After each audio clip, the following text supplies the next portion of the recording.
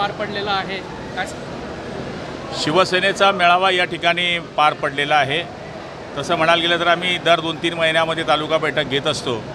आजही तालुका बैठक घेतली आणि त्याच्यामध्ये लोकसभा असेल, विधानसभा असेल, जिल्हा परिषद असेल किंवा शिवसेनेची रचनात्मक जी कार्यकारिणी असते गाव पातळीपासून तर तालुका पातळीवर, त्या पद्धतीची चर्चा या बैठकीमध्ये करण्यात आली आणि येत्या 20 तारखेपर्यंत पूर्ण तालुक्याच्या जिल्हा परिषद गटवाईज आम्ही या ठिकाणी पुन्हा मेळावे घेणार आहोत आणि संघटना बांधणी असेल, लोकसभेची निवडणूक असेल, विधानसभा असेल, जिल्हा परिषद असेल, याच्या तयारीला आम्ही आजपासून लागणार आहोत। भाऊ, एकनाथ खडसे लवकरच भाजपमध्ये प्रवेश करणार आहे, काय निश्चितपणाने आम्ही त्यांचं स्वागत करतो की ते मूळ विचारधारेमध्ये पक्षामध्ये प्रवेश करतायत आणि मूळ विचारधारेमध्ये येत असल्यामुळे जिल्ह्यामध्ये आम्ही त्यांचं निश्चितपणाने स्वागत करू आणि मला तरी असं वाटतं की सुबह का भुला यदि शाम को वापस घर को आ जाए तो उसे भुला नहीं कहते। भाऊ, राष्ट्रवादीमध्ये गेल्यानंतर त्यांनी पुन्हा आपल्यावर टीका केली होती, गिरीश महाजनांवर, सगळ्या मंत्र्यांवर टीका त्यांनी सुरू केली होती। राष्ट्रवादीत गेल्यानंतर आता कसं स्वागत कराल त्यांचं परत? हे बघा,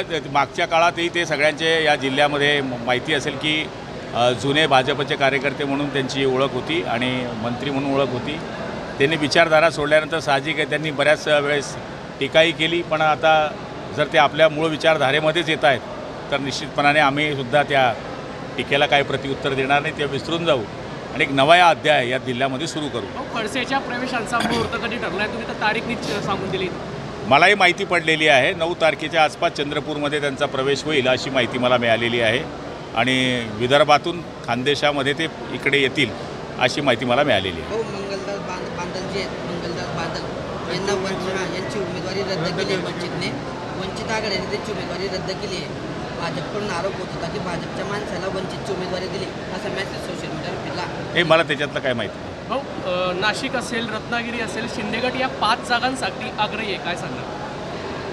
नाही, शिंदे गटाची जागा, नाशिकची जागा ही शिंदे गटाचीच आहे आणि उत्तर महाराष्ट्रामध्ये जितके मतदारसंघ येतात त्याच्यामध्ये फक्त नाशिक जागाच शिवसेना लढते, त्यामुळे शिंदे गटालाच ही नाशिकची जागा मिळावी अशी पूर्ण उत्तर महाराष्ट्राच्या शिवसैनिकांची मागणी आहे। भाऊ, आता नेमकी आपली महायुतीमधला पक्ष आहे आपला, आता लोकसभेमध्ये आज आपण मेळावा पार पडला आहे। मागे सांगितलं होतं की मेळाव्यामध्ये आपली भूमिका निश्चित होणार आहे, तर नेमकी आता भूमिका काय ठरली आपली? आपण तर ऐकलं असेल, आम्ही आमचे प्रचार करणार आहोत, ही भूमिका आम्ही मांडलेलीच आहे। आम्ही निश्चितपणाने आम्ही विचारधारेच्या बाहेर जाणारे लोक नाही आहोत, आम्ही प्रचार करणार, पण मागच्या काही गोष्टी घडल्या आहेत त्याचीसुद्धा बऱ्याच कार्यकर्त्यांनी, नेते मंडळींनी या ठिकाणी मांडणी केली की मागच्या काळात आपण काम करूनही या काही ठिकाणी बंडखोऱ्या झाल्या होत्या, त्या होऊ नये म्हणून वरच्या पातळीवर तुम्ही चर्चा करावी अशी मागणी केलेली आहे। भाऊ, लोकसभेच्या वेळेस सर्व व्यवस्थित, मात्र विधानसभेच्या वेळेस गडबड होत असते, गद्दारी आमच्या हातात नाही असं तुम्ही या ठिकाणी बोललेले आहे। निश्चितपणाने आम्ही गद्दारी करणार नाही। आम्ही जे केलं आहे उद्धव साहेबांशी सुद्धा ज्यावेळेस आम्ही बाहेर गेलो, जो उठाव केला तो सांगून केला आणि जाऊन केला, त्यामुळे आम्ही जे करतो ते बरोबर करतो, मनावर समोर करतो आणि आमचा इतिहास आपण चेक करा की आम्ही कधी लोकसभेच्या निवडणुकीमध्ये कुठल्याच प्रकारे या ठिकाणी पाठीमध्ये खंजीर खुपसलेला नाही आणि खुपसणार नाही। आम्ही काम करू, फक्त अपेक्षा एवढी आहे की मागच्या वेळेस जे झालं ते पुढच्या वेळेस होऊ नये ही विनंती आम्ही भाजपच्या नेत्यांना केलेली आहे आणि ते मान्य केलेलं आहे। मला वाटतं याच्या पुढे तसं होणार नाही अशी खात्री बाळगून आम्ही आमचं काम करणार आहोत। 2019ला जे झालं ते आता देखील होणार आहे, अनेक चर्चा आहेत, नागरिकांमध्ये आहेत, काही कार्यकर्त्यांमध्ये आहेत, जर तसं झालं तर तुमची भूमिका काय? हे बघा, चर्चा जरी असल्या तरी आम्ही त्या चर्चा आम्हालाही ऐकायला मिळत आहेत, पण आम्ही त्या चर्चेवर विश्वास ठेवत नाही।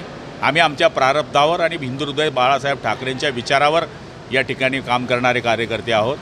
आम्ही जे करतो आहोत ते निश्चितपणाने धर्माच्या माध्यमातून, हिंदू धर्माच्या विचाराच्या माध्यमातून जे पक्षांची बांधणी झाली त्या भगव्या झेंड्याकडे बघून नरेंद्र मोदींना या देशाचं पंतप्रधान करावं 3ऱ्या वेळेस, याच्याकरता आम्ही हे काम करतो आहोत आणि मला तरी असं वाटतं की आमचा त्याच्यामध्ये खारीचा वाटा राहणार आहे।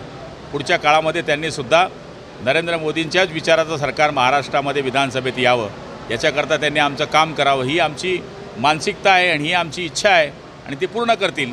पाटलांनी शिवसेना ठाकरे गटात प्रवेश केलेला आहे। हे बघा, उन्मेष पाटलांचा विषय हा त्यांचा व्यक्तिगत विषय आहे। बघा, माणूस गेला म्हणजे पक्ष जातो असं होत नाही। संघटन हे काही प्रमाणामध्ये खिडखिडं होतं, पण पक्ष उभा होत राहतो आणि मला तरी असं वाटतं की हा जरी व्यक्तिगत त्यांचा विषय असला तरी हा 1989 सालापासून भाजप शिवसेनेचा बालेकिल्ला राहिलेला आहे आणि पुढच्या काळातही राहील. बबन गोलके शिंदे गटात प्रवेश करताय हो, काय सांगा? बबनराव घोलप हे शिवसेनेचेच आहे आणि शिवसेनेचं देत आहे, धनुष्यबाणकडे देत आहे, बाळासाहेबांच्या शिवसेनेत देत आहे. धन्यवाद. चलो.